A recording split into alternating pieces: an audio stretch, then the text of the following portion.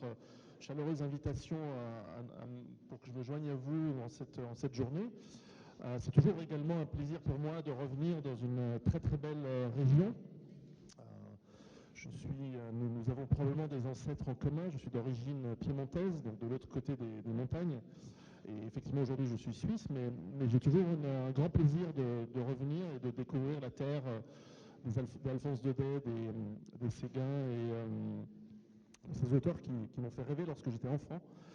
J'allais dire aussi Pagnol, mais je crois que Pagnol, c'est un peu un étranger pour vous, c'est Marseille, c'est déjà loin. Et j'ai eu d'ailleurs la chance de venir aujourd'hui avec mon épouse et mes enfants qui sont probablement en train de découvrir la région et de se balader. Et donc c'est bien qu'ils découvrent également la Provence. C'est vraiment une très belle région. Alors j'ai une confidence à vous faire, puisque je suis venu avec mon épouse.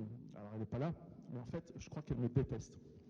Et la raison pour laquelle il me déteste, c'est que chaque fois qu'on a des dîners des dîners mondains, où nous sommes invités chez des gens, des amis, etc., les gens me disent vous savez, on a cette malheureuse tradition en Occident de demander aux gens non pas ce qu'ils sont, mais ce qu'ils font.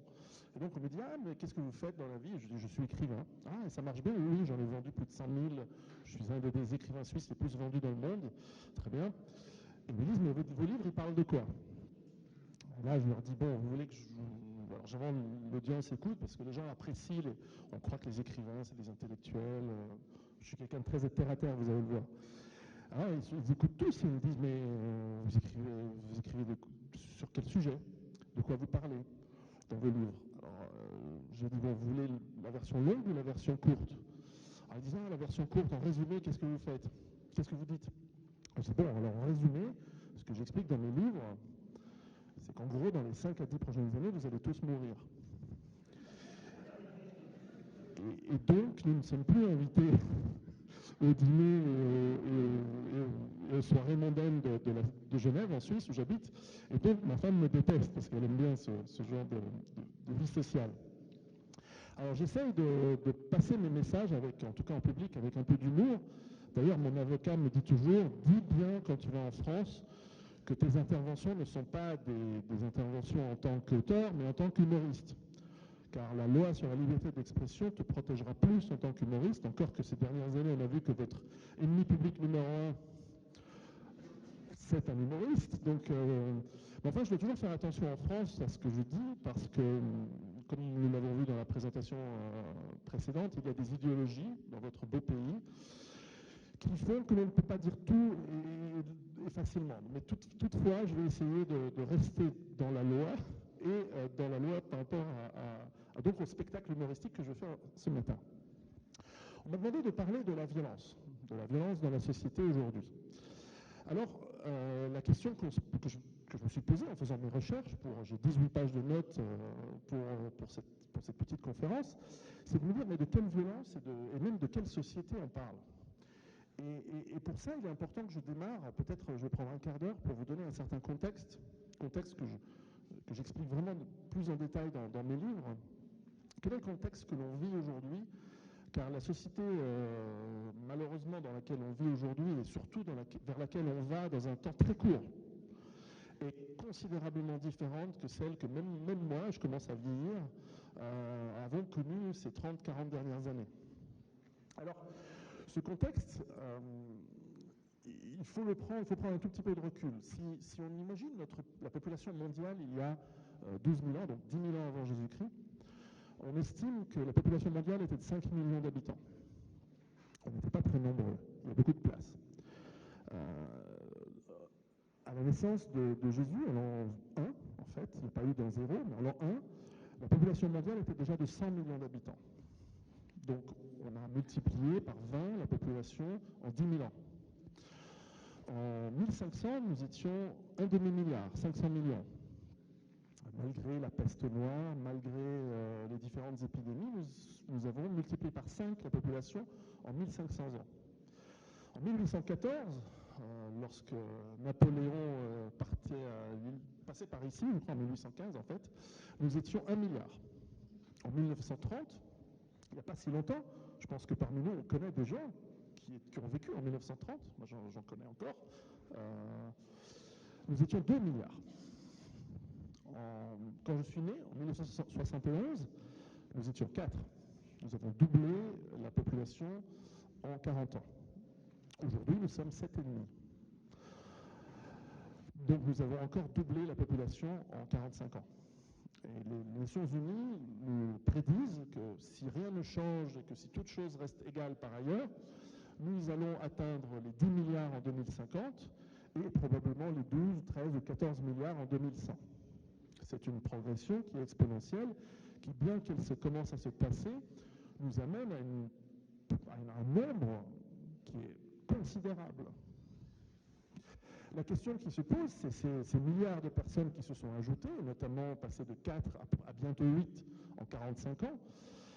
Eh bien, ces personnes ne vivent pas d'amour et d'eau fraîche, elles consomment de la nourriture, elles consomment de l'eau douce, elles consomment de plus en plus des biens de consommation qui ont tendance à ne jamais s'arrêter.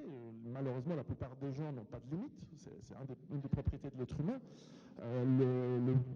L'Africain veut consommer comme l'Indien veut consommer comme le Chinois veut consommer comme l'Européen, et l'Européen veut consommer comme l'Américain. Et pour faire très simple et très court, la planète étant relativement limitée dans l'espace, les ressources naturelles nécessaires pour fabriquer, transporter, nourriture, extraire l'eau, mais aussi les biens de consommation dont nous sommes de plus en plus habitués, eh bien, elle n'est pas infinie. Cette planète, elle est limitée, elle est finie, elle est unique dans un endroit clos. Alors, ça paraît énorme, parce que nous sommes tout petits par rapport à notre planète, mais les ressources sont limitées. Et donc, plus on consomme ces ressources qui ne se renouvellent pas ou très lentement. Et donc, la question qui se pose, c'est y a-t-il suffisamment de ressources pour continuer à permettre de plus en plus de gens d'espérer un monde et un mode de vie tel que nous le connaissons, tel que nous l'avons connu ces 50, 70 ou même ces 100 dernières années. Je prends souvent l'exemple du pétrole parce que c'est la ressource fondamentale qui nous permet de vivre de la vie telle qu'on la connaît aujourd'hui. C'est une ressource qui est extraite depuis 150 ans. Nous sommes arrivés, si l'on considère les ressources totales de pétrole qui existent sur la planète, nous avons consommé depuis 1850, 1860, où nous avons commencé à extraire et utiliser du pétrole, puis vraiment la grande progression de la consommation qui a commencé pendant la Première Guerre mondiale et qui évidemment a explosé après la Deuxième, pour arriver aujourd'hui à des consommations de plus de 65 millions de barils de pétrole par jour. Nous sommes arrivés à peu près en 2006-2008 à la consommation de la moitié du total qui existe, du pétrole dit conventionnel, c'est-à-dire du pétrole facile, relativement peu coûteux à extraire. Nous avons atteint, on est à peu près sûr, en 2015, la moitié de tout le pétrole, toute catégorie qui existe dans le monde. C'est-à-dire qu'on a mis 150 ans pour arriver à bouffer tout le pétrole qui existe. Donc, il nous reste la moitié. Le pétrole est fondamental, n'est-ce pas? Nous en avons besoin pour nous mouvoir, pour fabriquer, pour transformer des matières en produits finis, pour nous mouvoir, pour aller travailler, pour faire générer de l'énergie. C'est totalement pervasif dans toutes les structures, dans tous les éléments, dans toutes les parties de notre société. Donc il nous reste la moitié. Est-ce que nous allons avoir donc 150 ans? Le problème, c'est que la moitié qui reste ne va pas se consommer avec une décroissance qui est équivalente à la croissance.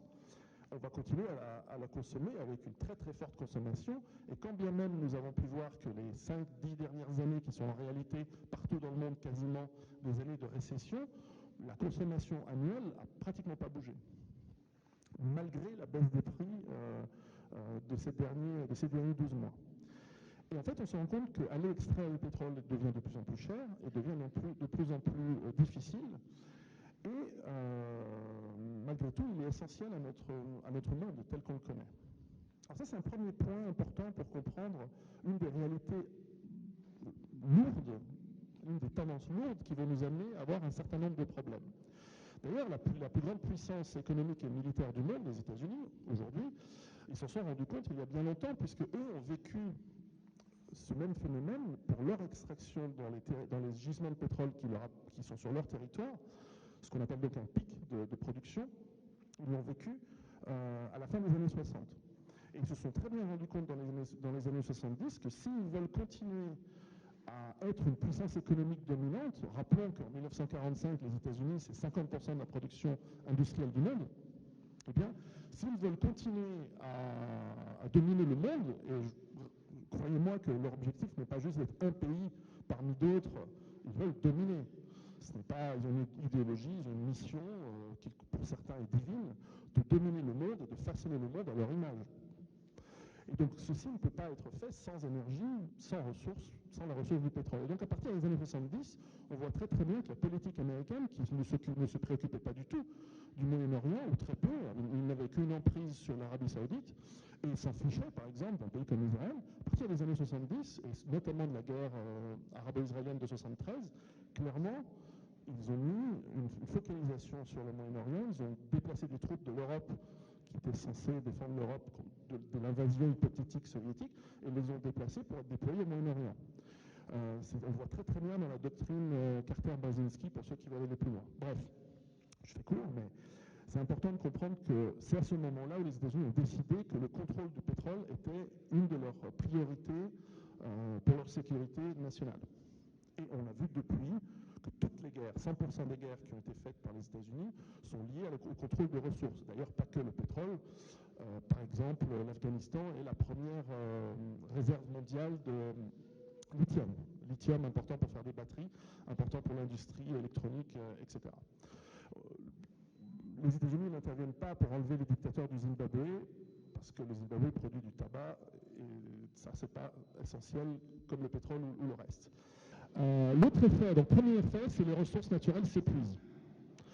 Et je tiens à dire, ça me fait penser que souvent nous lisons dans la presse, je ne sais pas s'il y a beaucoup de journalistes dans la salle aujourd'hui, mais nous lisons dans la presse des articles complètement farfelus qui nous expliquent que nous avons du pétrole pour des centaines d'années, etc. En fait, ils ne savent pas de quoi ils parlent. Ils mélangent différentes sortes de pétrole. C'est comme les gens qui disent qu'il y a encore du charbon pour des milliers d'années. Non. D'ailleurs, l'anthracite, qui est le vrai bon charbon que l'on utilisait à l'époque dans les bateaux, il n'y en a pratiquement plus. Aujourd'hui, on parle de lignite, qui est du charbon de très mauvaise qualité, etc. Enfin, bref, je ne vais pas aller dans ce genre de détails. Mais enfin, l'autre élément de la progression humaine à travers le monde, c'est donc la consommation, qui nécessite des énergies, qui nécessite des ressources, mais qui produit également de la pollution sous forme, pour moi le plus important, c'est surtout la pollution physique, c'est-à-dire les immenses tas d'ordures. Je sais que les élus dans les villes se rendent bien compte à quel point le ramassage des ordures c'est un problème, mais il y a tout un élément toxique, tout un élément destructeur de l'environnement qui suit. Moins en Occident, c'est vrai, parce que nous avons su mieux gérer par la technologie, mais aussi par l'exportation de nos déchets. Mais lorsque l'on voyage dans les pays sous-développés et du tiers-monde, moi j'aime bien dire sous-développés,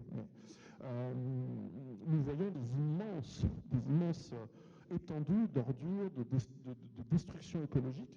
Et ceci va avoir un impact. Premièrement, c'est un impact sur la faune et la flore, qui accessoirement nous permettent de vivre par la production de nourriture saine, mais aussi sur la destruction d'un environnement qui permet à des pays qui sont déjà surpeuplés de continuer à faire vivre leur population. Et ce qui provoque en grande partie, donc problèmes climatiques et problèmes de pollution, problèmes d'environnement, les exodes que l'on est en train de voir et qui n'en sont qu'au début. Nous en parlerons un petit peu plus tard. Revenons en Occident, l'une des autres, donc ça c'est un deuxième élément. Et lorsque nous avons pauvreté dans des pays où il y a de moins en moins de capacité à vivre à cause justement de ces problèmes de pollution, souvent l'extrémisme, souvent les idéologies mortifères, souvent les guerres civiles et donc, encore une fois, les migrations de population prennent le dessus. Ça, c'est le troisième point. Revenons en Occident. Lorsque l'on regarde, lorsqu'on décortique la comptabilité nationale des pays occidentaux, nous voyons qu'en réalité, nous ne sommes pas en croissance depuis la fin des années 70 et le début des années 80. Les chiffres nous disent nous sommes en croissance. J'adore les statistiques, vous allez voir, j'en ai toute une série. J'adore les statistiques parce qu'on peut, sous la torture, on peut leur faire dire n'importe quoi, mais surtout, on peut aller chercher les sources et ce que l'on voit, c'est que nous avons eu de la croissance de notre consommation. Et donc, bien sûr, ça montre que notre PNB a augmenté depuis 1980. Et je parle, quand je dis nous, c'est la France, la Suisse, les États-Unis. Mais en même temps, nous avons vu que notre production industrielle a baissé parce que nous avons financiarisé nos économies, nous avons exporté nos emplois malheureusement dans des pays moins chers, tout en augmentant le nombre de personnes qui ne travaillent pas chez nous, sous forme de chômage, mais aussi sous forme d'immigration qui ne travaillent pas. On parlera aussi de cet élément-là. Et les raisons pour lesquelles cette immigration, elle s'est faite malgré le fait qu'il n'y ait pas de travail. La croissance, en réalité, elle a été financée par la création de dettes. Et n'importe quel chef d'entreprise, je l'ai été, sait que si vous créez du chiffre d'affaires, mais que vous créez simultanément de la dette, vous n'avez pas vraiment amélioré la santé de votre entreprise en réalité. Vous avez simplement déplacé une certaine forme de coût. La dette a un coût. L'endettement a un coût. Le rigolo, c'est que si au moins vous créez un franc ou un euro ou un dollar de chiffre d'affaires, de PNB, avec un euro ou un dollar ou un franc suisse de dette, déjà c'est pas terrible. Mais lorsqu'on regarde, par exemple, lorsqu'on regarde les États-Unis ces 15 dernières années, on se rend compte qu'ils ont besoin de 7 dollars de dette pour créer 1 dollar de PNB. Donc n'importe quelle entreprise ferait très rapidement faillite avec ce genre d'éléments. Évidemment, les États ne font pas faillite aussi facilement parce que leurs banques centrales, qui sont de plus en plus centralisées à un niveau supranational, bien entendu, créent de l'argent sans contrepartie réelle dans l'économie physique. Et donc, on est parti dans une sorte de spirale de création de dettes à travers le monde, d'abord par les États-Unis, et d'ailleurs, le point de départ, c'est la fin de la convertibilité dollar-or au début des années 70, qui correspond avec la prise de conscience du gouvernement américain de ne plus avoir les ressources naturelles chez eux, internes, nationales, pour continuer leur croissance économique et financer leur guerre, notamment la guerre du Vietnam. Et donc on se rend compte qu'il y a une corrélation entre la dérive financière et de la dette et la fin des ressources. Je fais un peu bref, parce que je vais terminer ces points avant d'aller sur la violence. Mais la réalité, c'est que nous ne sommes plus dans des pays qui savent faire de la croissance réelle, en tout cas dans la structure dont nous avons transformé nos pays. C'est-à-dire que nous ne fabriquons rien. Nous faisons du service. Alors moi, je suis un mauvais exemple. Je prends toujours l'exemple du coiffeur. On va chez quelqu'un, il nous coupe les cheveux, c'est du service, c'est du PNB. Ouais, mais en fait, celui qui a vraiment fait quelque chose d'utile, c'est le fabricant du ciseau. D'un point de vue industriel, d'un point de vue de production, d'un point de vue... Alors moi, je suis un mauvais exemple parce que je ne vais pas souvent, c'est le coiffeur. Mais la réalité, c'est que nous sommes dans une société financière qui ne fonctionne que sur la dette. Or, cette dette, elle est devenue colossale. En France, c'est officiellement 100% du PNB, mais la réalité, c'est que c'est au moins le double. Aux États-Unis, on est à 8 fois le PNB, et ça, c'est encore, si on prend compte seulement les dettes de l'État fédéral et des États qui constituent les États-Unis. Si on rajoute la dette des ménages, la dette des entreprises, le hors-bilan des banques surtout, qui est juste colossal, on arrive à une dette qui représente plusieurs fois, je crois que c'est de l'ordre de 14 fois, le PNB du monde entier. Donc ça ne sera jamais remboursé. Donc nous allons vers une faillite de pratiquement tous les États du monde, parce que le même problème se retrouve dans quasiment tous les pays européens. On le retrouve au Japon, on le retrouve dans plein d'autres pays, où la réalité, c'est que nous avons créé toute notre économie sur du vent. Et que ça peut fonctionner parce qu'on y croit, parce qu'on croit que le billet de 20 € ou de 10 € qu'on a dans la poche, il vaut 10 €, ce qui est le cas, parce que quand vous allez acheter votre café, votre baguette le matin, on vous l'accepte. Mais tôt ou tard, dans toute l'histoire, chaque fois qu'on est parti sur de l'hyperendettement, nous finissons en hyperinflation. Chaque fois qu'il y a une crise de dette souveraine, ça finit en crise économique et sociale et en effondrement de l'économie. La loi de la physique, pour moi la loi avec un grand L, c'est d'abord les lois de la physique. Les lois de la physique, elles sont aussi bien valables au Zimbabwe où j'ai pu vivre l'effondrement de l'économie sur place lorsque j'y habitais. J'ai beaucoup travaillé et habité en Afrique. Et qu'aux États-Unis, il n'y a aucune raison.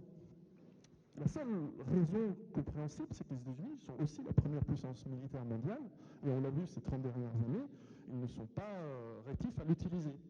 Et donc cette puissance militaire permet de créer soit de la domination de ressources, politique ou militaire réelle, quand la politique ne suffit pas, mais aussi création de chaos et de déstabilisation du monde, parce que dans une période de chaos et de déstabilisation, nous avons l'habitude d'aller nous réfugier, en tout cas les flux de capitaux ont tendance à aller se réfugier dans le dollar, et donc ça maintient le dollar fort qui leur permet d'acheter le pétrole des pays qu'ils dominent politiquement et militairement.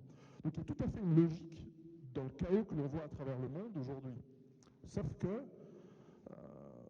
il y a deux choses que les États-Unis et n'importe qui et personne ne maîtrise, c'est le temps et la consommation des ressources. Le jour où il n'y a plus de pétrole, il n'y a plus de pétrole. Et on s'entend, ce n'est pas plus de pétrole du tout, c'est plus de pétrole bon marché ou plus de pétrole disponible. Ça ne peut pas, il peut très bien y avoir encore beaucoup de pétrole, mais il est simplement plus disponible ou plus distribué. Imaginez qu'il y ait un embargo volontaire ou involontaire sur la France, bah, vous n'avez pas de gisement de pétrole en France, très peu. Donc il se peut très bien qu'il y ait encore plein de pétrole partout, mais plus en Europe. C'est assez subtil, mais ce sont des réalités qui arrivent. Et donc, les États-Unis qui sont loin d'être, enfin, le gouvernement des États-Unis et ses propriétaires qui sont loin d'être des imbéciles, ont très bien compris que leur seule stratégie possible, c'est une fuite en avant dans la création de chaos à travers le monde pour pouvoir tenir un an de plus, une semaine de plus, pour éviter que les gens perdent confiance dans le dollar, parce que le jour où le dollar saute, c'est l'effondrement économique global, direct, en quelques jours, en quelques semaines. Donc, ça c'est le contexte. Et ce que ça induit, c'est essentiellement deux choses qui nous concernent de très près, même physiquement, comme on va le voir dans la partie qui touche la violence, c'est que nous ne pourrons plus avoir la foi dans l'idéologie du progrès. Et nous sommes en train de terminer un cycle de 2 siècles d'idéologie du progrès. Ce Dieu progrès qui nous fait croire que demain sera toujours meilleur qu'aujourd'hui, c'est terminé. Que l'on le veuille ou non, que l'on y croit ou pas, c'est fini. Donc ça veut dire que l'idée sur laquelle nous avons bâti nos économies depuis presque, en tout cas un siècle, qui était due à l'observation empirique des choses, c'est qu'effectivement, demain était mieux que hier. Dans la médecine, dans la technologie, dans les transports, dans les loisirs, dans le confort. Mais cela était dû à un flux d'énergie croissant et qui nous a permis la technologie, qui nous a permis l'innovation, qui nous a permis de faire de la croissance et qui nous a permis aussi de n'importe quoi, dont on parlera tout à l'heure. Ça, c'est un premier élément, c'est que qu'on le veuille ou non, cette idéologie va disparaître. Parce que le coup de bâton que l'on va se prendre dans la tête, il va être tellement monumental que je pense qu'on va être vacciné sur cette idée de progrès. Le progrès, c'est un moyen, hein, je tiens à dire, je ne suis pas contre le progrès, j'aime bien ma douche chaude le matin et le soir chez moi.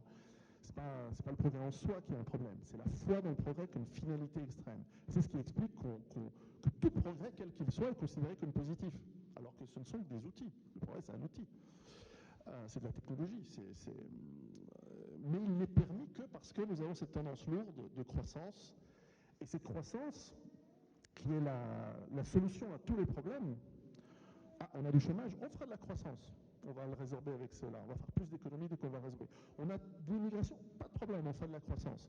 On a, quels que soient les problèmes, la croissance et la foi dans le progrès. Vous êtes chauve, on va faire des produits qui vont faire repousser les cheveux, etc. etc. Enfin, je prends toujours une boutade, mais c'est un peu ça.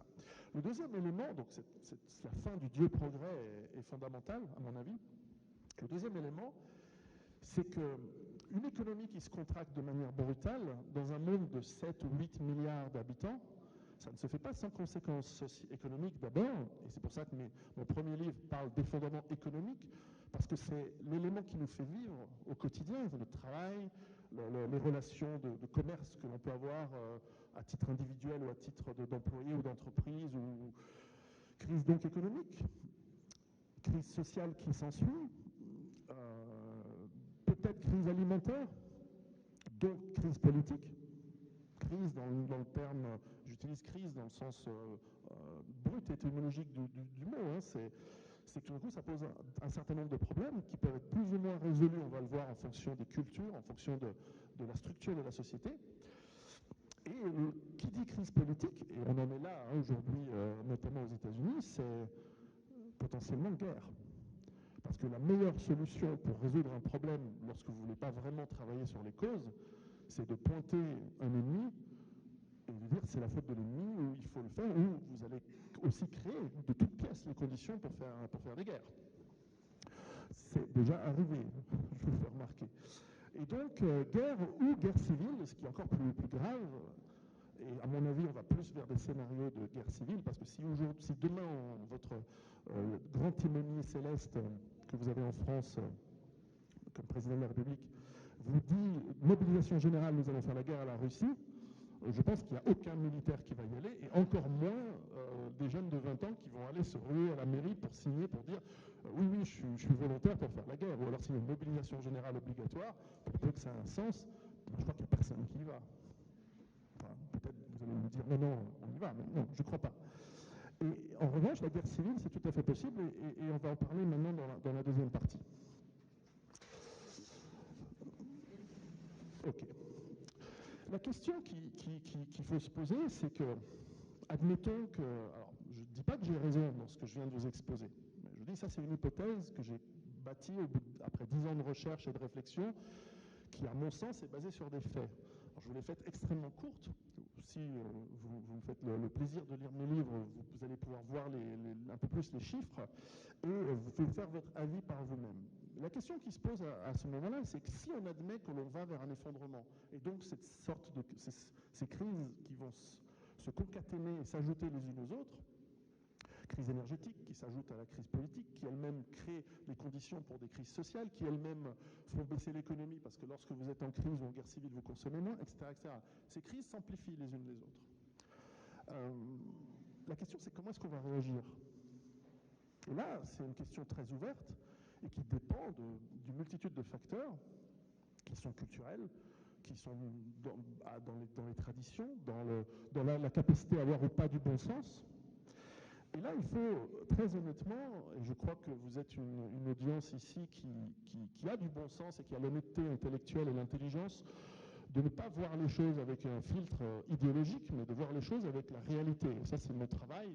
C'est pour ça que je parle à toutes les audiences qui veulent bien m'inviter, quelles que soient les colorations politiques ou autres. Mais la réalité, c'est qu'il faut voir le réel, l'éternel retour du concret, comme disait Lénine. La réalité, lorsque l'on regarde les choses, c'est que, prenons l'exemple de l'Europe et de la France, parce que c'est vrai que j'aurais pu prendre comme premier exemple le Japon, où les gens sont disciplinés, où malgré le vieillissement de la population, la population suit les règles. Bon, nous ne sommes pas le Japon. Nous sommes latins, en ce qui me concerne, et je crois une grande partie d'entre vous. Nous sommes des populations européennes, en tout cas dans cette salle. Et la réalité, c'est que nous sommes un continent en Europe qui vieillit. Bon, moi, je trouve que c'est une bonne chose, parce que ça veut dire qu'on réduit notre population de manière naturelle et qu'avec la fin d'une certaine forme d'économie, nous serons moins nombreux, et c'est bien. Ah, ouais, mais sauf qu'on a remplacé la baisse de population par d'autres populations. Mais en gros, nous sommes vieillissants. Nous sommes aussi, et c'est pourquoi pas très bien, comme nous avons eu 70 ans de paix et de confort croissant, nous sommes assez hédonistes. Nous aimons notre confort, nous sommes habitués à notre confort. Peut-être que nous sommes trop accrochés à ce confort et aux gadgets qui viennent.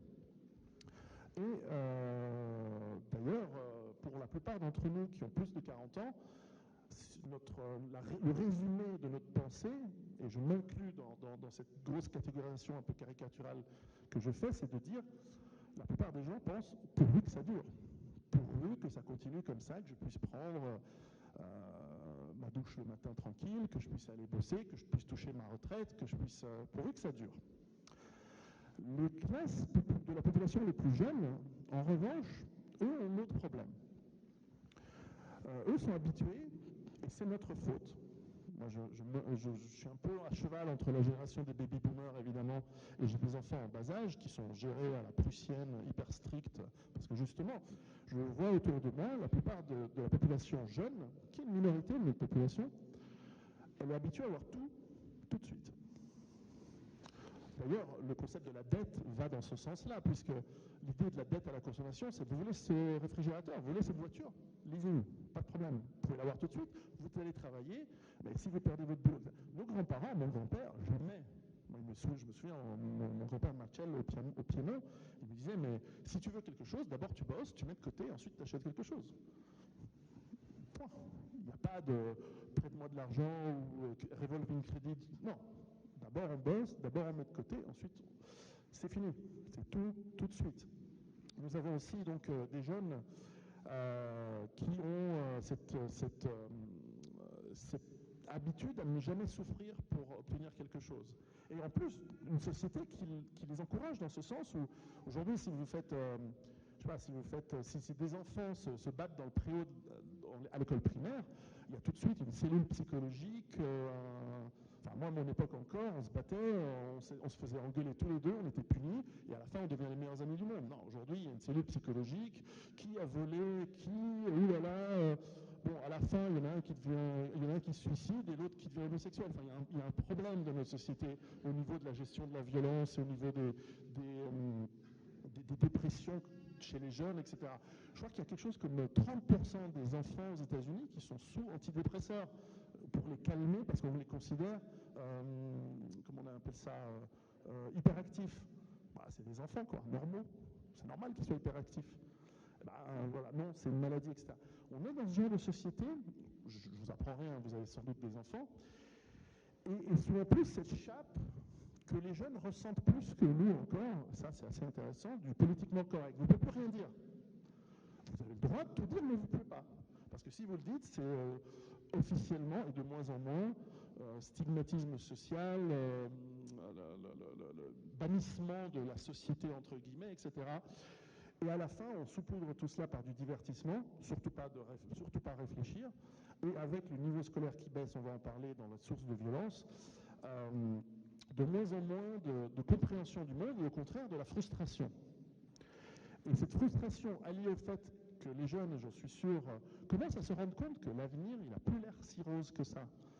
Et qu'une génération qui se rend compte qu'elle va vivre moins bien que ses parents, généralement commence à s'énerver. Et c'est là où j'arrive à la partie centrale de ce que je vous ai préparé aujourd'hui, c'est que la violence, elle risque de revenir. Nous sommes dans un monde qui est très peu violent.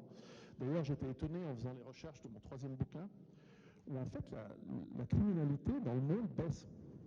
Étonnamment, elle baisse de manière très très forte, et depuis 30-40 ans. Et lorsqu'on creuse, et j'adore les statistiques, lorsqu'on creuse les statistiques de la violence et de la criminalité, on se rend compte que notre perception de la criminalité et de la violence augmente, mais que la réalité baisse.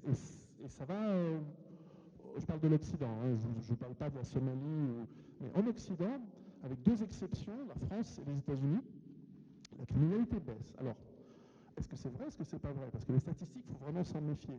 Alors, je suis allé un peu ouvrir, alors ça c'est un travail que j'ai fait pour justement ce troisième bouquin, je suis allé un petit peu voir les statistiques de violence, je vais vous en citer quelques-unes, qui viennent souvent des États, et comme elles sont publiques, on peut ouvrir les tableaux Excel où les violences sont répertoriées, et on se rend compte qu'on ne répertorie pas exactement les mêmes choses qu'il y a 30 ans, et que là aussi il y a une volonté politique, c'est compréhensible, de ne plus compter certains crimes comme étant de la violence, et d'autres qui sont nouveaux ne sont toujours pas comptabilisés. Mais qu'est-ce que nous dit, alors je vais commencer de manière académique, que nous dit, qu'est-ce que la violence? Est-ce qu'on peut la définir? Alors l'OMS, l'Organisation mondiale de la santé, nous dit que la violence est l'utilisation intentionnelle de la force physique, de menaces à l'encontre des autres ou de soi-même, contre un groupe ou une communauté, qui entraîne au risque fortement d'entraîner un traumatisme, des dommages psychologiques, des problèmes de développement ou un décès. Ah, voilà, décès, ça m'intéresse déjà un peu plus, personnellement, parce que les dommages psychologiques, bon moi je sais gérer.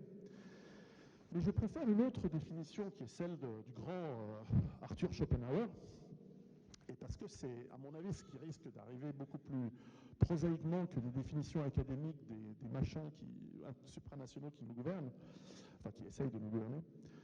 Selon Arthur Schopenhauer, l'être humain est, au fond, un animal sauvage et effroyable. Nous le connaissons seulement dompté et apprivoisé par ce que nous appelons la civilisation. Si la civilisation se craquelle ou casse, après combien de repas que nous sautons, on va commencer à s'énerver. Et c'est là où, à mon avis, et j'espère vraiment et sincèrement me tromper, parce que pour tous ceux qui, je pense peut-être qu'il y a dans cette audience des gens qui ont connu la guerre, qui ont été militaires, qui ont été dans des conflits, personne ne veut voir la violence et la guerre.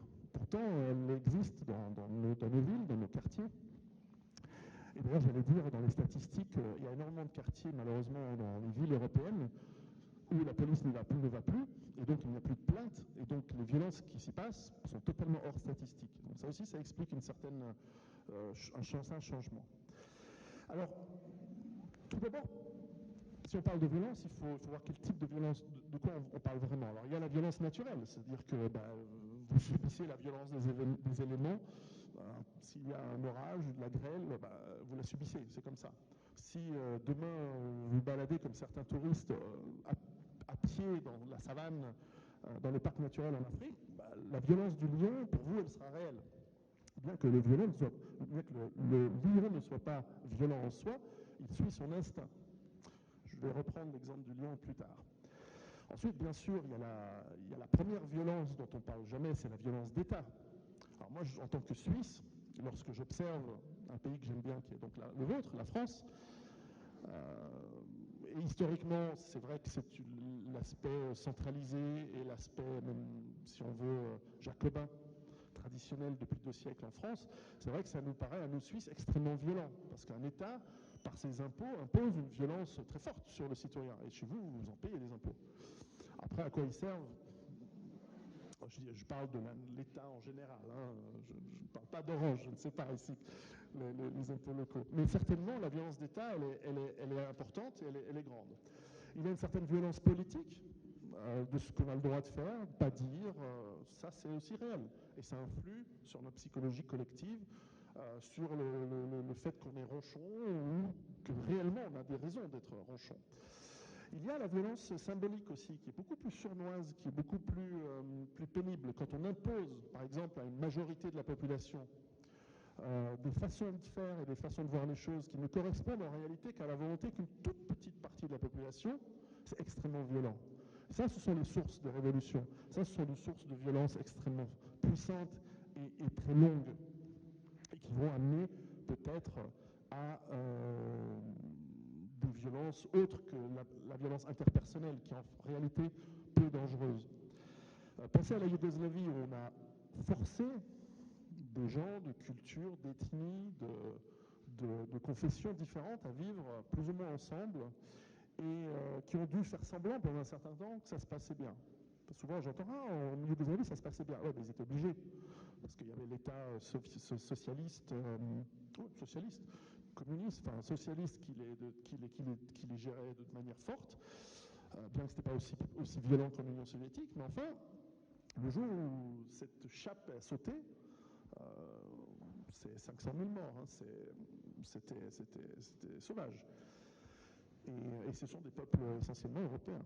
Oui, il y a la violence économique, je pense que c'est clair, on la connaît bien. Il y a aussi cette violence pathologique que la police connaît bien, c'est-à-dire qu'il y a un pourcentage d'êtres humains qui, neurologiquement, chimiquement, sont violents à cause de problèmes neurologiques. Alors il y a une partie des idéologues qui disent bon, c'est des gens, les pauvres, ils sont malades, il faut les soigner.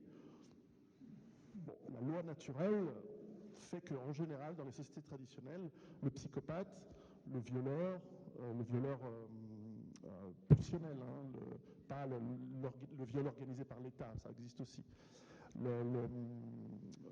Cette personne, elle est simplement éliminée de la société. Parce qu'on ne peut pas se permettre de payer avec des ressources rares. Et bien sûr, nous sommes dans un monde avec des ressources encore opulentes. Donc on a permis d'aller contre les lois naturelles de l'être humain, de l'anthropologie. Mais moi, je me souviens, je vais prendre un petit exemple pendant une minute. Dans un des voyages que j'ai fait en Côte d'Ivoire, nous nous rendions dans un petit village au bord de la mer, dans un petit village où ils nous ont accueillis très très bien. Et bon, moi je sais un peu travailler avec les Africains, donc on sait comment ça fonctionne. Bref. Ce village était un petit peu en tension. L'autochtone qui me faisait visiter me disait, tu sais, ils ont eu des problèmes ces derniers temps parce qu'ils ont eu un voleur de poules qui est venu dans le village, donc un étranger, donc celui du village, quelqu'un pas du village, est venu dans ce village et a volé des poules. Il s'est fait attraper. Ils l'ont tué.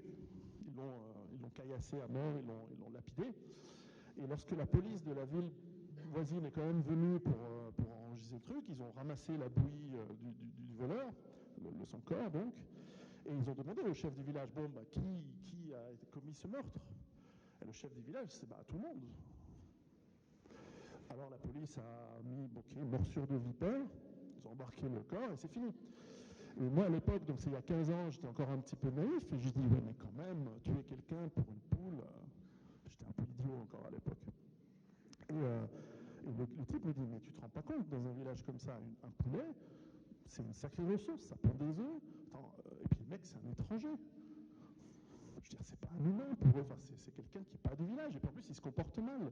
Et s'ils avaient été tolérants avec ce mec, tous les couillons voleurs de poules du pays, ils vont venir ici parce qu'ils savent qu'ici, on peut se servir, on peut violer des poules, on peut voler des poules, et qui commence à voler des poules, ensuite viole les gonzesses, etc., etc. Et puis moi, et c'est ce jour-là, je crois que c'était en 93 ou 95, je me suis dit, ouais, en fait, les mecs en Côte d'Ivoire, en fait, c'est des gens civilisés.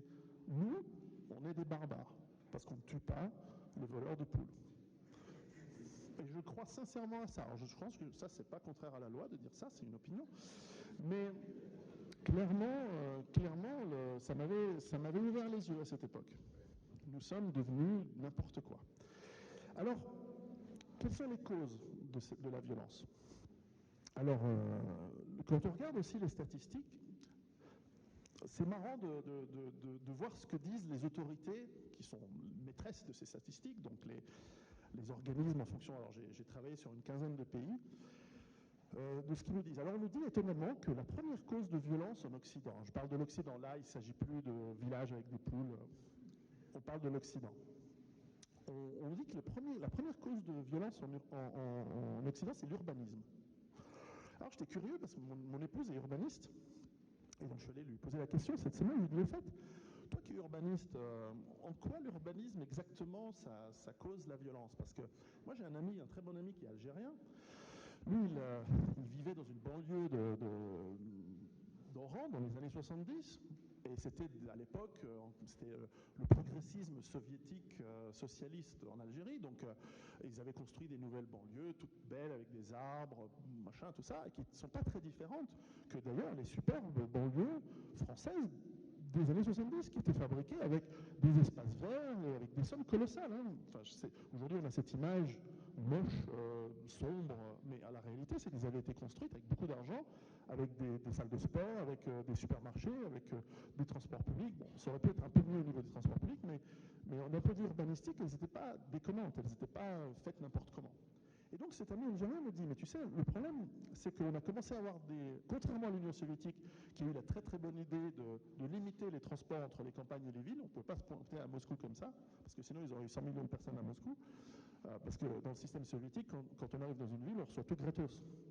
Et donc tous les gens des campagnes qui doivent bosser la terre, qui c'est dur de travailler la terre, ils vont à la ville, puis ils disent, bon, merci les communistes, vous me filez du fric maintenant. En Algérie, le problème, c'est qu'ils n'ont pas fait de contrôle de transport. Donc, les gens des endroits reculés, du désert, des gens de culture bédouine presque, et certainement dont la richesse ne se procurait que par des razzias, se sont pointés à Oran, Alger, etc. Et face à l'opulence, il y a des arbres, ils ont commencé à se comporter mal et à tout détruire. Et l'État n'a pas été sévère. Et donc, ces banlieues algériennes ont été dévastées, et ensuite, ces gens sont venus ici. On va en parler. Et donc, l'urbanisme, oui, en réalité, il a un effet parce qu'il y a une forme de vie qui est possible dans la campagne, qui n'est pas possible dans une cité, et ainsi de suite. Donc, on va amener un certain profil psychologique. Donc, en fait, ce n'est pas l'urbanisme en soi, mais c'est qu'il va faciliter un certain profil psychologique et économique, mais en réalité c'est plus psychologique qu'économique, parce que je connais plein de pays pauvres où il n'y a pas de criminalité, ou très peu. Donc c'est pas totalement une question de pauvreté. D'ailleurs la pauvreté c'est le troisième élément, mais je le conteste. À mon avis c'est plus culturel que social. La réalité de l'urbanisme, et ça c'est peut-être le point le plus important, c'est que vous n'avez pas le contrôle social que vous pouvez avoir dans un village ou une petite ville. C'est-à-dire, j'imagine qu'ici à Orange, si quelqu'un, un jeune, se comporte mal, très rapidement, sa famille va le savoir, et très rapidement, on va venir lui tirer ses oreilles en lui disant « tu m'as mis la honte, tu m'as mis la chouma, c'est pas bien, tu recommences plus ». Lorsque vous êtes dans des grandes villes, il y a un certain anonymat qui fait que, et en plus, votre criminalité peut se faire ailleurs. Et donc, vous reprenez une forme de razzia sur une forme de prédation. Encore une fois, au début, c'est une toute petite partie de la population, un tout petit nombre de personnes qui ont cette propension à devenir criminels et donc violents. Mais ensuite, ça devient l'habitude, ça devient l'usage, et la ville est ensuite mise sous contrôle par des structures criminelles beaucoup plus organisées qui, elles, le font en tant que business, en tant qu'activité commerciale. Ce n'est plus la pulsion, c'est de l'organisation, parce que, après tout, surtout si l'État n'est plus là, ou est moins là et n'est pas sévère, eux savent remettre de l'ordre à leur profit. Donc, ça, c'est le premier point, donc l'urbanisme. Et d'ailleurs, d'un certain point, on voit aussi une certaine forme de violence dans un urbanisme pour des gens plus riches ou des classes moyennes. C'est-à-dire que les zones pavillonnaires, elles sont aussi génératrices de violence dans l'urbanisme. Je fais une petite parenthèse d'un ami qui est un des grands auteurs américains aujourd'hui, qui s'appelle Kunstler. Je crois qu'un de ses livres est disponible ici en haut, qui parle de l'isolation psychologique qui vient par le fait de vivre dans les zones périurbaines et qui amène une très très grande consommation de drogue et de déprime. D'ailleurs, c'est un peu la même chose, parce que lorsqu'on déprime, on va prendre des antidépresseurs qui sont des formes de drogue. J'ai pris quelques chiffres de la criminalité, alors on va rentrer dans du super concret, je vais le faire rapidement, parce qu'à la fin, il faut aussi appeler un chat, et si on n'est pas capable de voir les causes, les conséquences et qui fait quoi, évidemment, on n'arrive pas à résoudre le problème, parce que ça aussi, j'en ai pas parlé, une des problématiques ce qui est générateur de violence, c'est la nonchalance et le laxisme de l'État. Lorsque différents facteurs font que vous êtes amené à avoir un comportement violent, si effectivement il y a peu ou pas de punition, quelle qu'elle soit sa forme d'ailleurs, punition elle est surtout psychologique en réalité. Comme tout à l'heure, effectivement, vous volez quelque chose, vous l'avez détruit, il faut payer. Dans toutes les sociétés traditionnelles, on paye. On paye soit par sa vie, soit par le remboursement du dol, enfin, de ce qui a été. Nous, nous trop riches, alors on oublie ces choses-là. Mais on va réapprendre très vite, hein, avec l'effondrement de nos sociétés, on va vite apprendre à gérer tout ça comme il faut. J'ai pris quelques exemples. Alors d'abord, la Suisse, un pays dont je suis national, donc pays que j'aime beaucoup. Alors on a le taux d'homicide le plus bas de la planète, et ce qui est marrant, c'est qu'on a 28% de la population qui est étrangère. Donc on est un pays riche, on a 28% de la population étrangère, et donc ça n'inclut pas les gens comme moi, d'origine étrangère, donc italiens, qui se sont naturalisés suisses. Alors ce qui est marrant, c'est de voir ensuite que dans la proportion des criminels, on a, par exemple, les gens d'origine, enfin qui sont de nationalité, Algérie, Angola, Nigeria, Côte d'Ivoire, République dominicaine, 6 fois plus de crimes que les Suisses, par exemple. Donc ce qui est intéressant, c'est qu'on a, par exemple, Nigeria, Angola, Côte d'Ivoire, République dominicaine, donc ça fait 1, 2, 3, 4 pays qui sont typiquement pas musulmans d'ailleurs, qui commettent autant de crimes en Suisse que l'Algérie, donc les gens nationaux algériens qui sont musulmans. Donc vous allez voir, j'ai une approche un peu peut-être assez, je ne sais pas si je peux dire tolérante, mais je ne stigmatise pas l'islam sur ces trucs-là, vous allez voir. Voilà, Sri Lanka, Congo, Cameroun, Maroc, Tunisie, Irak, Colombie, Turquie, 4 à 5 fois plus. Et Italie, Portugal, Français et Autrichiens, pareil que les Suisses. Donc, a priori, et les Allemands, la moitié. Ils ont bien changé, les Allemands, en 70 ans. Un autre exemple, l'Espagne. 10% de la population étrangère. Là aussi, c'est intéressant de voir, dans la proportion des étrangers dans un pays, c'est qui est européen et qui est hors européen. Donc en Espagne, c'est 8,9 qui viennent hors de l'Union européenne, et là aussi 5 fois plus de crimes que l'espagnol de base. Alors, en Norvège, là j'ai eu un peu de peine à trouver les chiffres, mais c'est 14,9% d'immigrés et c'est 34% de la population carcérale. Alors là aussi, marrant, la Norvège, c'est qu'une grosse partie de la population carcérale, c'est des Anglais. Parce qu'ils préfèrent commettre des crimes en Norvège, parce que les prisons, s'ils se font attraper, les prisons sont extrêmement... Enfin, c'est un hôtel, quoi, c'est 5 étoiles. Je crois qu'ils ont le droit à la visite de prostituées dans les prisons payées par le contribuable. Enfin, c'est la Norvège, quoi. Enfin, alors, Pays-Bas. Pays-Bas, 15% d'étrangers, et en revanche, combien c'est le pourcentage? Ça, là aussi, c'est 4 à 10 fois plus de crimes commis par des gens qui ne sont pas hollandais que par les Hollandais. C'est assez énorme. Alors, Grèce, intéressant, 8% de la population ne sont pas grecs, alors c'est des Albanais en général, et c'est 50% de la criminalité. Donc quand même assez représentatif. Danemark, alors ça c'était rigolo, Danemark, 87% des immigrés non européens sont au chômage et 28% de la population carcérale est non européenne, alors que les non européens sont que 4% de la population. Alors le plus beau de tous, c'est la Suède. On a un Suédois dans la salle. Alors la Suède, ils avaient, je crois, 2% d'étrangers il y a 15 ans. Aujourd'hui, c'est 15%. Et donc, ils ont rajouté plus de 10% de leur population en 15 ans. Et cette augmentation vient essentiellement de non-européens. Alors, qu'est-ce qu'on dit? 300% d'augmentation du crime en Suède, donc depuis les années 2000, depuis 2000. Et le taux de viol, ça c'est un truc impressionnant pour les Suédois, il était de 7 pour 100 000 en 2000. Aujourd'hui, il est à 421 pour 100 000. C'est le deuxième pays au monde où il y a le plus de viols par habitant dans le monde. 85% des violeurs sont des non-européens.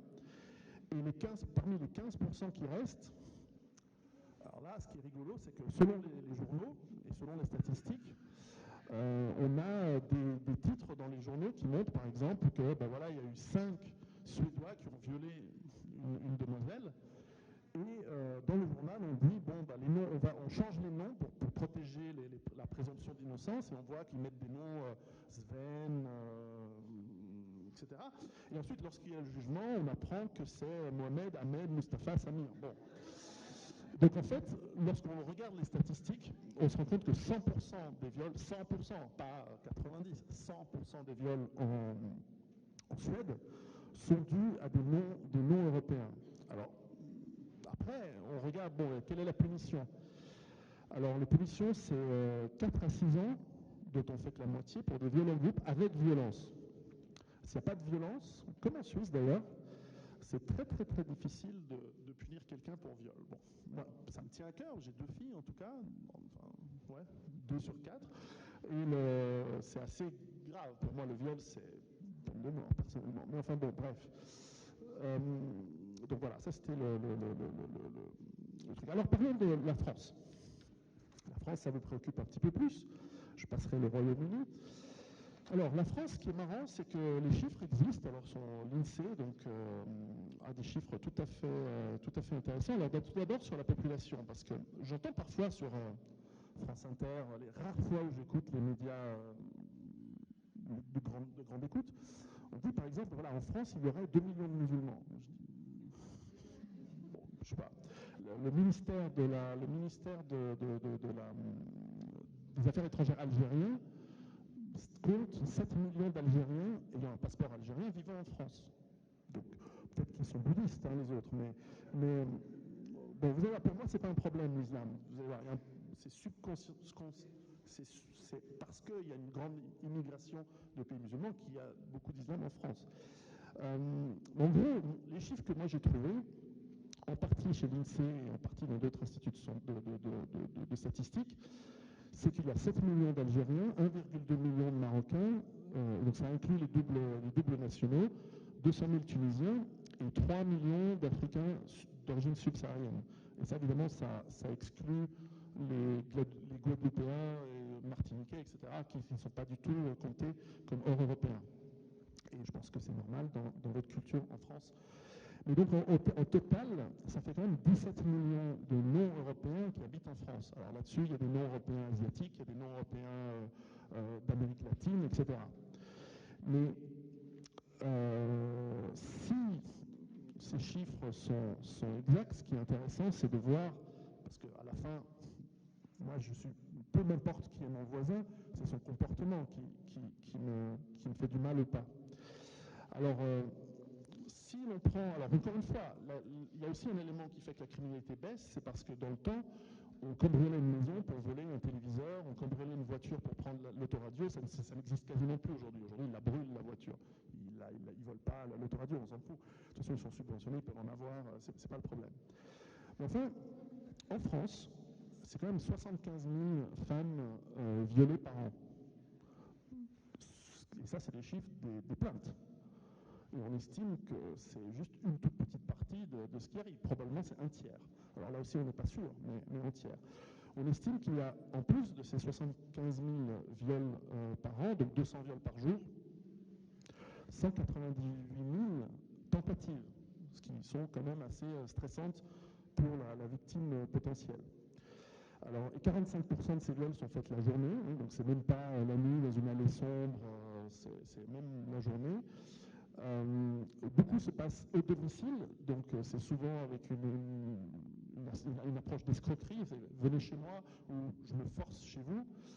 Et 51% sont avec violence physique, ce qui est un peu normal et ce qui explique que des Somaliens puissent violer des Suédoises en Suède, parce que moi j'étais avec des Suédoises, je pense qu'un Somalien de base il n'y arrive pas, hein, donc il doit forcément s'y mettre à plusieurs. Bon, ça c'était pas très drôle, je suis d'accord. En Italie, d'ailleurs, c'est pareil. Hein, c'est 85 000. Alors, dans le Royaume-Uni, c'est 85 000 viols, donc à peine plus qu'en France. En fait, il faut comparer, par exemple, aux États-Unis, c'est 200 000 viols par année, pour un pays qui est 5 fois plus nombreux qu'en France. Donc en France, c'est un des pays au monde où il y a le plus de viols. Alors aux États-Unis, on exclut les viols dans les prisons, parce qu'en fait, il y a plus d'hommes qui se font violer aux États-Unis que de femmes, mais c'est parce que c'est dans l'univers carcéral, et c'est un autre problème. Enfin bref. En Suisse, c'est 639. Donc 75 000 en France, la Suisse, on est un peu plus que, on est 8 millions, donc en tout cas plus que 10 fois moins, enfin un peu moins de 10 fois moins que vous, 639 viols, beaucoup moins. Et 200 viols en France, 147 par jour en Afrique du Sud. Donc vous n'êtes pas loin de l'Afrique du Sud. C'est pas super comme comparaison. Bref, je ne vais pas m'attarder sur ce sujet pénible, je pense que vous en êtes conscient qu'il y a un gros problème de violence et donc de criminalité. Alors moi j'ai deux petites causes, à mon avis, qui sont plus importantes que celles que j'ai mentionnées tout à l'heure de la violence. La première, c'est ensuite, j'arriverai pour conclure aux solutions. La première, c'est que la réalité, c'est que 90% et même plus des crimes violents, parce que c'est sûr que il a été condamné qu'à l'usage, je ne sais plus, enfin, bref, certains hommes politiques qui piquent dans la caisse, c'est pas considéré de crime violent, même si en réalité la violence économique elle va se faire plus tard sous forme d'impôts pour remplir la caisse, etc. Mais la réalité, c'est que 90% des crimes sont commis par des hommes de 15 à 25 ans. Et lorsque l'on regarde d'ailleurs l'histoire, il y avait une thèse extraordinaire que j'ai lue récemment qui montrait que dans tous les pays du monde, dans l'histoire, lorsque la proportion des hommes de 15 à 25 ans représente plus que 40% de la population masculine, c'est immédiatement guerre civile ou guerre. Parce qu'il y a trop de jeunes hommes qui ont besoin de ressources pour pouvoir bâtir leur vie. Et donc, lorsqu'il y a une pénurie de ressources, et je vous rappelle qu'on est en train de rentrer dans un monde où il y a massivement des pénuries de ressources, comparé à une population massivement élevée, et à part l'Europe, qui est massivement jeune, et donc la moitié étant de jeunes hommes, l'être humain, comme tous les mammifères et comme tous les autres animaux, se bat de manière ultra violente si nécessaire pour les ressources, pour le territoire et pour la reproduction. C'est pas nouveau. Simplement, on l'a oublié parce qu'on a été bercé dans ce progrès, dans ce confort. Et donc, la démographie, elle est fondamentale. Je voudrais remarquer que l'Arabie Saoudite a 60% de sa population de moins de 30 ans. Et elle exporte le plein de sa population en Syrie, sous forme de djihadistes, sous forme de combattants. Lorsque vous avez cette proportion de jeunes hommes trop grande dans une société, peu importe l'idéologie, et c'est en ça que moi je ne suis pas une critique de l'islam en soi. Ils auraient pu être bouddhistes, s'il y avait cette proportion, ils trouveraient dans n'importe quelle autre idéologie, peu importe, les raisons pour aller faire cette guerre. Après tout, les conquistadores, lorsqu'ils sont allés massacrer les 90% de la population d'Amérique du Sud, ils étaient chrétiens. Hein, c'est pas un problème. À mon avis, la religion est très subordonnée à la démographie et finalement à une certaine culture. Donc là, il y a une proportion énorme. On a un autre problème fondamental, et ensuite je vais passer à la conclusion. Deux problèmes fondamentaux aussi que l'on ne voit pas tous les jours. Le premier, peut-être moins lourd, c'est qu'en fait, nous avons une proportion de la population, 11% aux États-Unis au total, dont 23% des femmes qui prennent des antidépresseurs. Alors vous allez me dire, comme ça ils sont calmes. Oui, mais si ça s'arrête, c'est, je ne sais plus en France, hein, tu vois, j'ai trouvé, 5% des Français sont sous antidépresseurs, par rapport à 11% des Américains. Lorsqu'on enlève brutalement les antidépresseurs, on a notamment des réactions extrêmement violentes, colériques et des violentes normales. Et ça, c'est les antidépresseurs. On ne parle pas de la cocaïne, bon, l'héroïne, ça n'existe presque plus, ou du hashish. On voit que lorsque vous enlevez, on en parlait tout à l'heure, lorsqu'on enlève le flux de drogue dans une communauté, les drogues permettent une certaine stabilité. Lorsqu'on arrête ce flux parce que l'économie s'arrête ou parce que les gens deviennent violents. Il y avait une théorie qui disait qu'une des raisons pour lesquelles les banlieues en 2005 avaient explosé, c'est parce qu'il y avait une pénurie de hashish. Bon. Mais le problème plus lourd, à mon avis, et ça c'est très politiquement incorrect ce que je vais dire, c'est qu'on est dans des sociétés qui sont en réalité, qui sont eugénistes. C'est-à-dire qu'on a décidé, politiquement, par le biais des subventions, de donner de l'argent à la partie de la population qui travaille le moins, qui est souvent malade, qui est le moins compétente, le moins intelligente et le plus incapable en général. Ça, c'est en réalité, en fait, c'est pas de l'eugénisme, c'est du dysgénisme. Alors, c'est pas moi qui le dis, ce sont des théories de chercheurs universitaires, hein, Richard Lynn, Rushton, etc., qui expliquent que nous avons, depuis la nuit des temps, ce sont les plus performants, les plus forts, les plus compétents, qui accèdent à plus de reproduction, à plus de ressources, et qui transmettent leurs gènes plus que d'autres.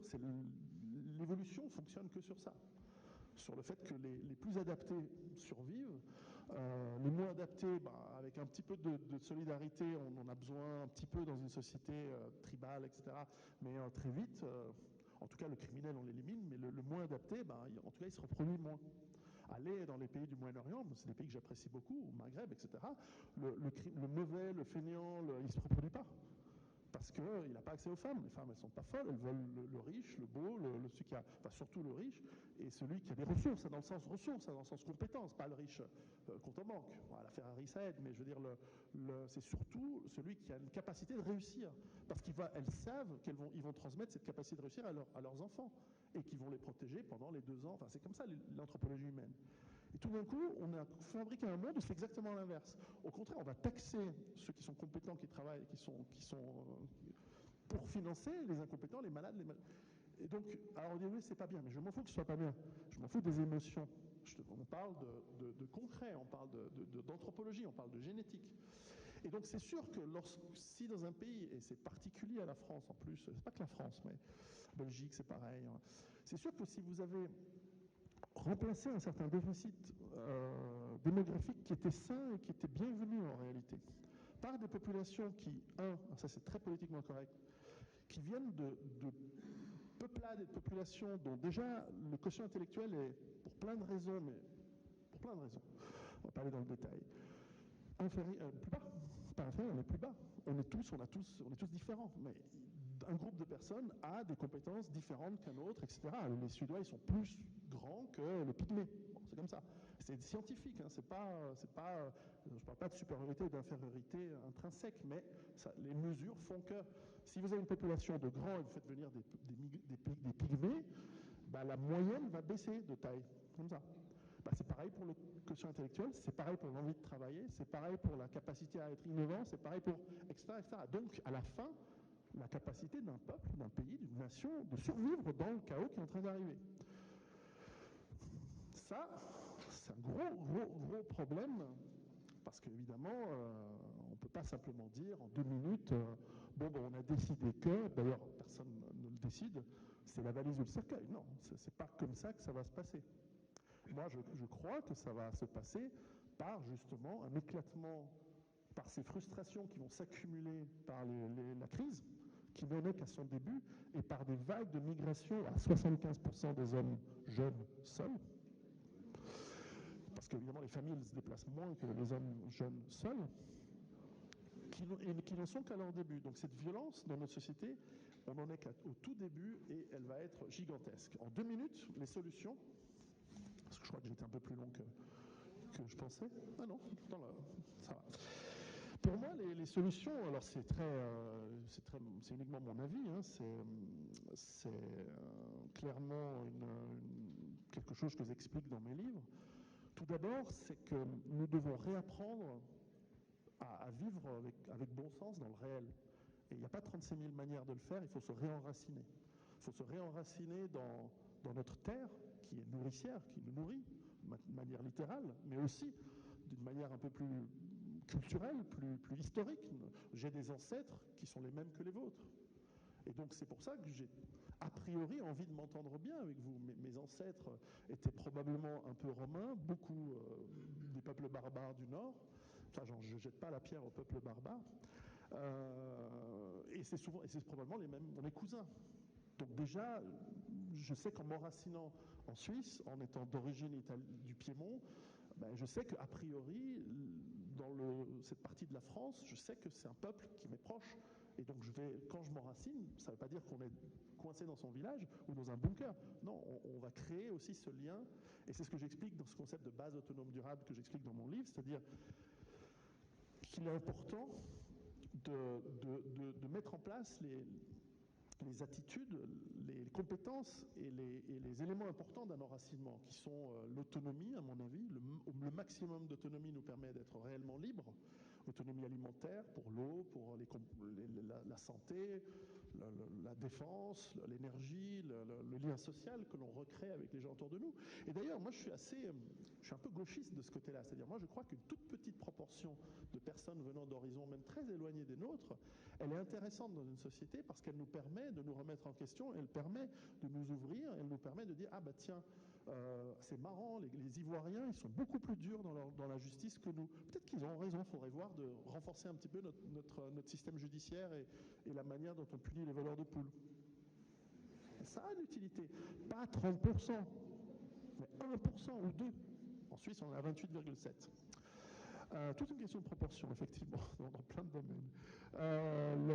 Donc cet enracinement est fondamental, premier point. Deuxième point, à mon avis, il faut redéfinir la citoyenneté.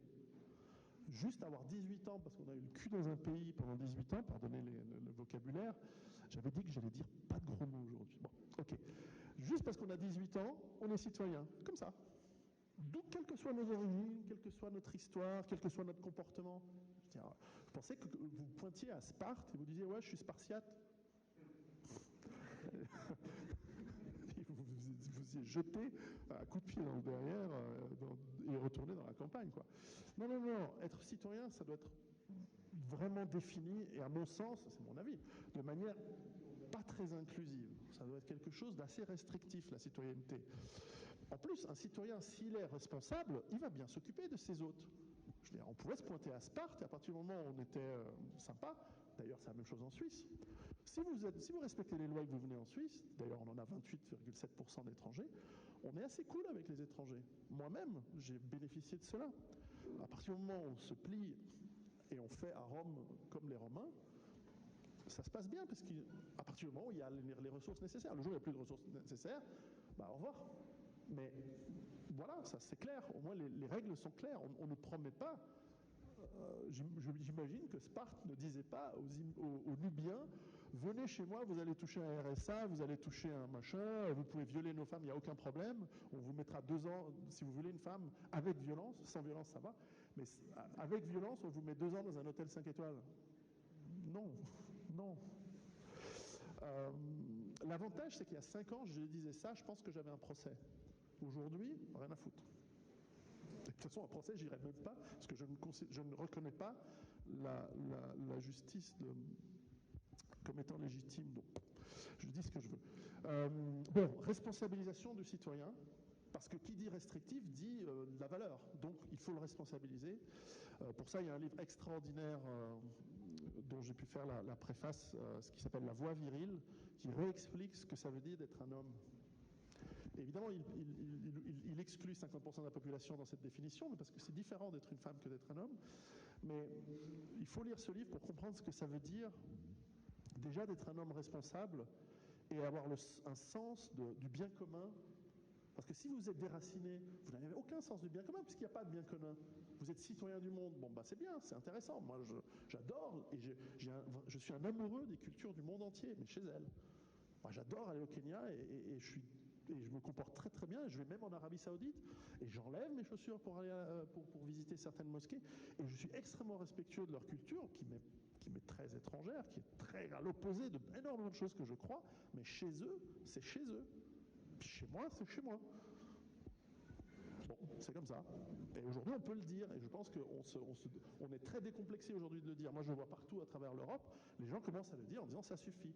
Et lorsqu'ils voient des images de types qui débarquent en Allemagne aujourd'hui, et c'est vraiment le tout début, c'est en Sicile ou par les bateaux, c'est le tout début d'un long processus énorme. Et si on n'est pas ferme, et on sera ferme, à mon avis, ça viendra, on sera exterminé. On sera éliminé physiquement. Enfin, c'est comme ça. L'histoire montre que si un peuple arrive à subjuguer un autre, généralement il le soumet ou il le tue ou il le met en esclavage. Je veux dire, c'est pas parce qu'on est gentil que non, ça se fera. Il faut être 2 pour faire la violence, et il suffit d'un seul pour le vouloir. Donc, troisièmement, j'aime suggérer quelque chose que j'apprécie dans mon pays. Alors, je suis toujours, j'espère que je ne l'ai pas fait, mais je déteste critiquer les pays, surtout lorsque je suis invité, donc j'espère que je n'ai pas dit trop de méchanceté sur la France. Mais laissez-moi dire 3 petits points qui sont en fait des sous-points du 3e point que je suggère comme étant une des solutions. C'est quelque chose qui marche assez bien en Suisse. Donc pour résumer, donc l'enracinement, redéfinir le citoyen et faire les 3 choses qui marchent bien ensuite. En Suisse, on a 3 trucs qui marchent bien. Point 1, la démocratie directe. C'est-à-dire qu'on a tout un mécanisme qui permet aux citoyens, certes, d'élire des parlementaires, ce qui n'est pas une manière, à mon avis, parfaite d'avoir une démocratie. D'ailleurs, ce n'était pas comme ça que c'était conçu à l'origine. Mais enfin, de pouvoir avoir notre mot à dire sur les lois qui sont proposées et de proposer nous-mêmes des lois. À partir du moment où on a une vision restrictive du citoyen, pas n'importe qui. Il y a des pays, y compris le nôtre, où au niveau local, on dit mais il faudrait que les étrangers puissent voter parce qu'ils sont concernés. Mais s'ils n'ont qu'à pas être là, s'ils sont concernés. Enfin, d'où ça vient que l'étranger peut voter? Chez lui, oui. Mais chez moi, non. Et inversement, ce que je dis là, à mon avis, est universel. Je veux dire, si moi je vais en Arabie Saoudite, je ne demande pas de pouvoir voter, de vouloir une église, parce que de toute façon, on me coupe la tête. Et quelque part, pourquoi pas? C'est leur culture. Donc, je ne vais pas faire trop de déviations, mais démocratie directe. Point numéro 1. Point numéro 2, peu connu, mais c'est important, c'est la subsidiarité des pouvoirs. C'est-à-dire que les pouvoirs sont répartis entre, en l'occurrence, nous sommes un État fédéral en Suisse, confédération, canton, région, donc, et commune. Et le principe de base, c'est que tout problème est réglé au niveau le plus bas possible. C'est-à-dire que si un problème peut être géré par une commune, il est géré par une commune et ça ne concerne pas l'État. Le ramassage des ordures, ça ne viendrait pas à l'idée en Suisse d'avoir une entité nationale de ramassage des ordures. Enfin, voilà, on considère que la Confédération, elle va gérer les trains, et encore pas tous, l'armée, quelques éléments de l'économie, mais en fait, à la fin, c'est qu'on a un État, et avec ça vient la taxation, bien sûr. On a un État petit au niveau de la Confédération, peu centralisé, et au niveau cantonal et communal, avec de plus en plus de responsabilités qui descendent vers le peuple, le citoyen, ce qui est un élément indispensable pour la démocratie directe, parce que je vous ai entendu dans une émission de radio dire la démocratie directe, elle est dépendante de la taille, et c'est vrai. Et donc c'est pour ça que la démocratie directe ne pourrait pas fonctionner sans la subsidiarité qui permet d'avoir un maximum de décisions décidées au point de vue local, et où les gens, encore une fois, en tant que citoyens, sont responsables des décisions qu'ils prennent. Ah mince, on n'aurait pas dû donner le ramassage des ordures à telle entreprise, parce qu'en fait, c'est la mafia albanaise, donc on change. Et donc, on a le point numéro 3, qui est le citoyen est un citoyen armé. Parce que si la mafia albanaise n'est pas contente que vous avez changé de fournisseur, là, vous pouvez discuter avec un rapport de force cohérent. Alors ça, c'est quelque chose qui choque beaucoup dans plein de pays, parce qu'ils sont peu habitués. Pourtant, je suis sûr qu'on a des chasseurs ici. Mais pour nous, en Suisse, et quand je dis nous, c'est les gens qui réfléchissent encore un peu et qui ne sont pas dans cette optique oui, mais ça ne sert à rien, on est tous citoyens du monde. Le citoyen armé, c'est le contre-pouvoir. Le contre-pouvoir, ce n'est pas un parti pour nous. D'ailleurs, il n'y a pas de parti d'opposition en Suisse, puisqu'ils sont obligés de se mettre d'accord pour former un gouvernement. Tous, 100% des partis doivent être d'accord. Le vrai contre-pouvoir, c'est le peuple. Et le peuple, il a chez lui le fusil d'assaut, les munitions. Et si ça se passe mal, et pour l'instant on n'a pas eu besoin, parce que justement, ça se passe bien, bah, le rapport de force, c'est pas 2 millions de personnes qui vont à Paris pour dire on est contre le mariage pour tous, c'est 2 millions de personnes qui vont à Paris avec une Kalachnikov.